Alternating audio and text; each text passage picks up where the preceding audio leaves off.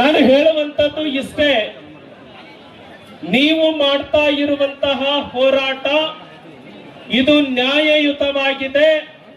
ನಿಮ್ಮ ಹೋರಾಟದ ಜೊತೆಗೆ ನಾವೆಲ್ಲರೂ ಕೂಡ ಕೊನೆಯವರೆಗೂ ನಿಲ್ತವೆ ಅನ್ನುವಂತಹ ಮಾತನ್ನ ನಾನು ಇಲ್ಲೇ ಹೇಳ್ತೇನೆ.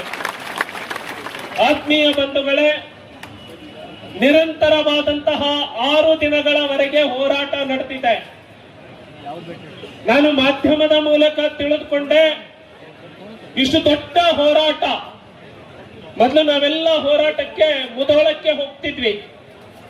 ಆದರೆ ಬೆಳಗಾವಿ ಜಿಲ್ಲೆಯ ಗಡಿಯಲ್ಲಿ ಇಷ್ಟು ದೊಡ್ಡ ಹೋರಾಟ ಯಾವುದಾದ್ರೂ ನಡೆದಿದೆ ಅಂದ್ರೆ ಅದು ಇವತ್ತಿನ ಹೋರಾಟ ಅಂತ ಹೇಳಿ ನಾನು ಹೇಳ್ತೇನೆ. ಅದಕ್ಕೆ ಮತ್ತೊಮ್ಮೆ ನಿಮಗೆ ಅಭಿನಂದನೆಯನ್ನ ಸಲ್ಲಿಸ್ತಾ ಇದ್ದೇನೆ. ನಾನು ಮಾಧ್ಯಮದ ಮೂಲಕ ತಿಳಿದುಕೊಂಡೆ, ಜಿಲ್ಲಾಧಿಕಾರಿಗಳು ಒಂದು ಸಾರಿ ಬಂದು ಚರ್ಚೆಯನ್ನ ಮಾಡಿದ್ದಾರೆ. ಜಿಲ್ಲಾಧಿಕಾರಿಗಳು ಫ್ಯಾಕ್ಟರಿಯ ಮಾಲಕರ ಜೊತೆಗೆ ಮಾತನಾಡಿ 200 ರೂಪಾಯಿ ಹೆಚ್ಚಿಗೆ ಕೊಡಿಸ್ತೇನೆ ಅನ್ನುವಂತಹ ಮಾತನ್ನ ಹೇಳಿದ್ದಾರೆ ಅಂತ.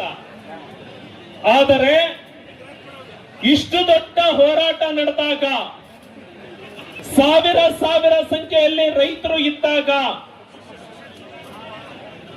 ಈ ಸುತ್ತಮುತ್ತಲಿನ ಎಲ್ಲಾ ಜಿಲ್ಲೆಯ ರೈತರು ಇಲ್ಲಿ ಒಂದು ಹೋರಾಟದಲ್ಲಿ ಭಾಗವಹಿಸ್ತಾ ಇರುವಂತಹ, ನಾನು ಕೇಳಿದೆ ಡಿಸಿ ಅವರು ಬಂದಾಗ 1 ಲಕ್ಷದಷ್ಟು ರೈತರು ಬಂದಿದ್ರು ಹೋರಾಟದಲ್ಲಿ ಅಂತ.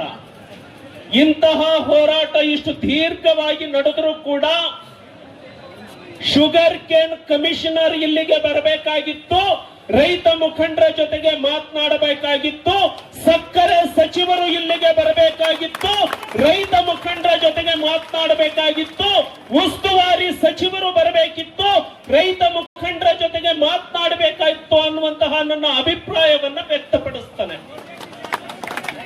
ಮಾತನಾಡುವಾಗ ಬಹಳಷ್ಟು ಜನ ಹೇಳಿದ್ರಿ, ಮಾತನಾಡುವಾಗ ನಮ್ಮ ಪೂಜಾರ್ ಅವರು ಹೇಳಿದ್ರು, ಬಿಜೆಪಿ ಪಕ್ಷದವ್ರದ್ದು ಇಷ್ಟು ಕಾರ್ಖಾನೆಗಳು ಇದಾವೆ ಅಂತ ಹೇಳಿ. ಮಾನ್ಯ ರಾಜ್ಯಾಧ್ಯಕ್ಷರು ಸ್ಪಷ್ಟವಾಗಿ ಇದನ್ನ ಮಾಧ್ಯಮಕ್ಕೆ ಈಗಾಗಲೇ ಹೇಳಿಕೆಯನ್ನ ಕೊಟ್ಟಿದ್ದಾರೆ.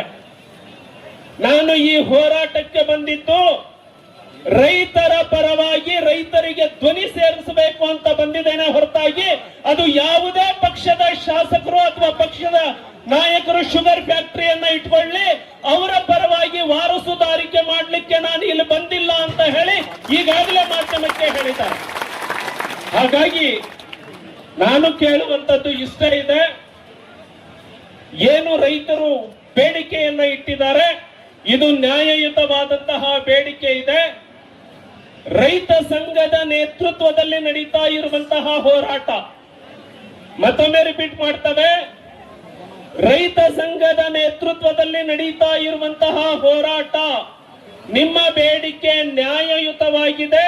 ನಿಮ್ಮ ಬೇಡಿಕೆ ಈಡೇರೋವರೆಗೂ ನಾವು ಕೂಡ ನಿರಂತರವಾಗಿ ನಿಮ್ಮ ಜೊತೆಗೆ ನಿಲ್ಲುತ್ತೇವೆ ಅನ್ನುವಂತಹ ಮಾತನ್ನ ಹೇಳ್ತಾ, ನಿಮ್ಮ ಹೋರಾಟ ಯಶಸ್ವಿಯಾಗಲಿ.